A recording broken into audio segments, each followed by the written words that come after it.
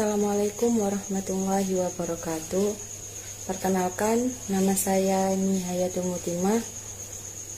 Pada kesempatan kali ini, saya akan menayangkan hasil presentasi yang saya buat dengan tema Tata Kelola, Karakteristik Dewan Komisaris dan Dewan Direksi. Tata kelola perusahaan merupakan serangkaian mekanisme demi mengarahkan, mengatur, serta mengendalikan perusahaan agar berjalan sesuai harapan pemangku kepentingan stakeholder. Berbagai aturan dan insentif ditetapkan demi terbentuknya struktur dan tujuan perusahaan yang pasti, dan cara mencapai tujuan perusahaan tersebut serta untuk pengawasannya. Tata kelola perusahaan yang efektif menciptakan sistem dan struktur yang seimbang dalam pengendalian perusahaan. GCG juga merupakan sebuah metode dan sistem yang dipergunakan oleh pemegang saham, komisaris, atau dewan pengawas dan direksi dalam rangka meningkatkan kesuksesan bisnis dan akuntabilitas perusahaan agar tetap memperhatikan kepentingan stakeholder lainnya sesuai peraturan, undang-undang, dan nilai-nilai etika. Tujuan GCG yang pertama, memudahkan akses pada investasi domestik maupun asing. Yang kedua, memberikan keputusan yang lebih efektif dalam meningkatkan kinerja ekonomi suatu perusahaan. Yang ketiga, meningkatkan kepercayaan dan keyakinan dari pemangku kepentingan terhadap perusahaan. Yang keempat, direksi dan komisaris terlindungi dari tuntutan hukum. Adapun penerapan dari tujuan GCG adalah agar tercipta kondisi perusahaan yang baik sesuai dengan prinsip-prinsip GCG, yaitu dengan meningkatnya kinerja perusahaan. Dewan Komisaris.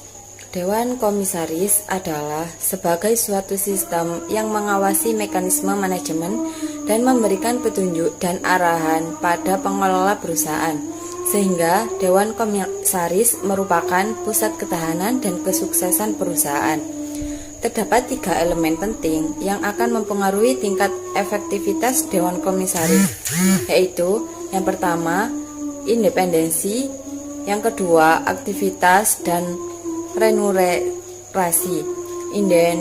Independensi akan timbul dengan adanya komisaris independensi dalam perusahaan. Sedangkan peran Dewan Komisaris adalah memberikan advis secara berkala dan mengawasi direksi dalam mengelola korporasi.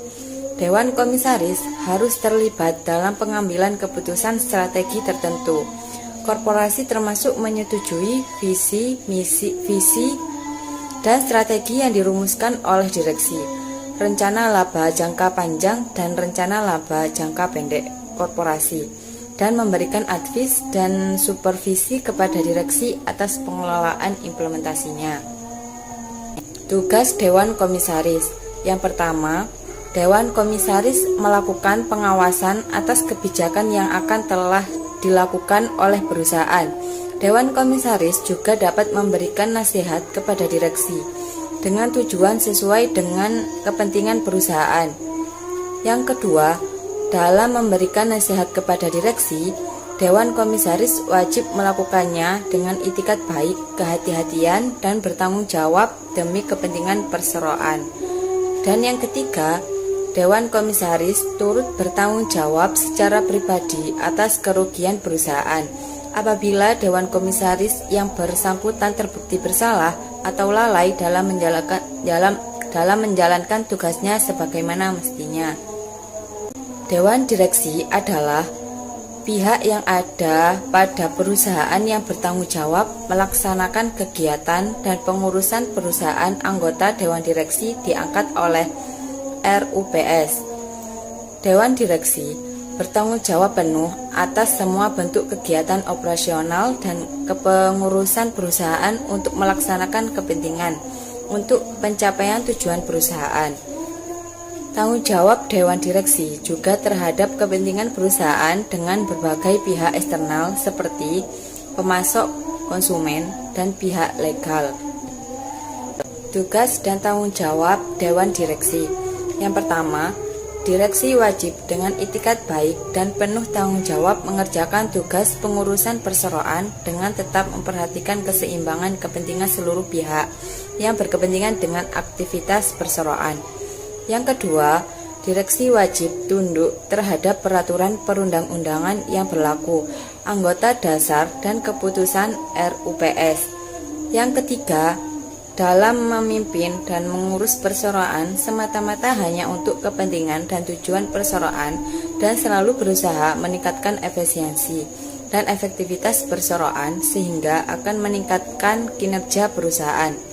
Yang keempat, direksi selalu memelihara dan mengurus kekayaan perseroan secara amanah dan transparan. Dan yang kelima, direksi akan menghindari kondisi tugas dan kepentingan perseroan yang berbenturan dengan kepentingan pribadi. Komit audit. Komit audit bertanggung jawab untuk mengawasi laporan keuangan, mengawasi audit eksternal, dan mengamati sistem pengendalian intern atau termasuk audit internal. Komit audit ditempatkan sebagai mekanisme pengawasan antara manajemen dengan pihak eksternal, bahwa komit audit pada aspek akuntansi dan pelaporan keuangan untuk menjamin objektivitas, kredibilitas, reliabilitas, integritas, akurasi, dan ketetapan waktu penyajian laporan keuangan. Adapun peran dari komit audit telah berkembang dari adanya pertempuran dan dari tantangan dalam mengubah lingkungan bisnis, sosial, dan ekonomi.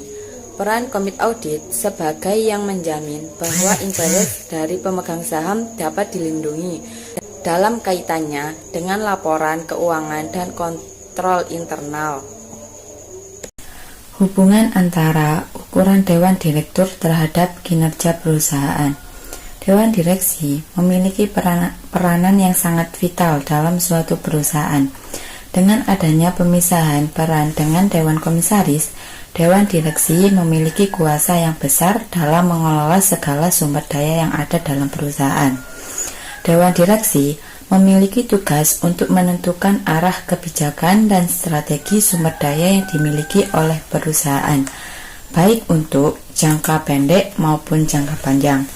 Ukuran Dewan Direksi merupakan salah satu mekanisme corporate governance yang sangat penting dalam menentukan kinerja perusahaan. Hubungan antara ukuran Dewan Komisaris dengan kinerja perusahaan. Dewan Komisaris bertugas melakukan pengawasan dan memberikan masukan kepada Dewan Direksi perusahaan. Dewan Komisaris tidak memiliki otoritas langsung terhadap perusahaan.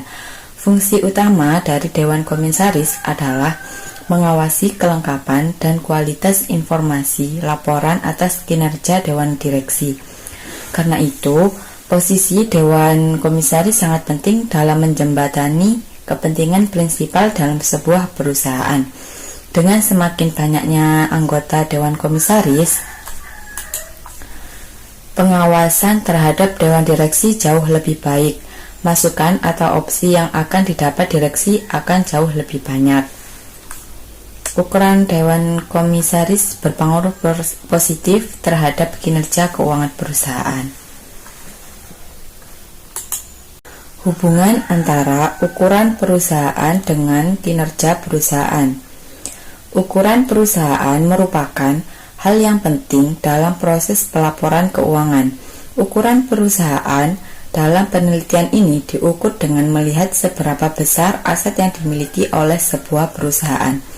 Aset yang dimiliki perusahaan ini menggambarkan hak dan kewajiban serta permodalan perusahaan.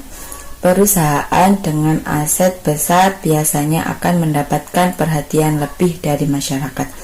Hal ini akan menyebabkan perusahaan lebih berhati-hati dalam melakukan pelaporan keuangannya. Perusahaan diharapkan akan selalu berusaha menjaga stabilitas kinerja keuangan mereka. Hubungan antara komit audit terhadap kinerja perusahaan. Masalah keagenan sebenarnya muncul ketika prinsipal kesulitan untuk memastikan bahwa agen bertindak untuk memaksimumkan kesejahteraan prinsipal. Menurut teori keagenan, salah satu mekanisme yang secara luas digunakan dan diharapkan dapat menyelaraskan tujuan prinsipal dan agen adalah melalui mekanisme pelaporan keuangan. Kinerja perusahaan akan baik jika perusahaan mampu mengendalikan perilaku para eksekutif puncak perusahaan untuk melindungi kepentingan pemilik perusahaan atau pemegang saham. Salah satunya dengan keberadaan komite audit. Komite audit diharapkan mampu mengawasi laporan keuangan, mengawasi audit eksternal, dan mengawasi sistem pengendalian internal. Sekian dari saya, dan apabila ada tutur kata yang kurang berkenan, mohon untuk dimaafkan. Wassalamualaikum warahmatullahi wabarakatuh.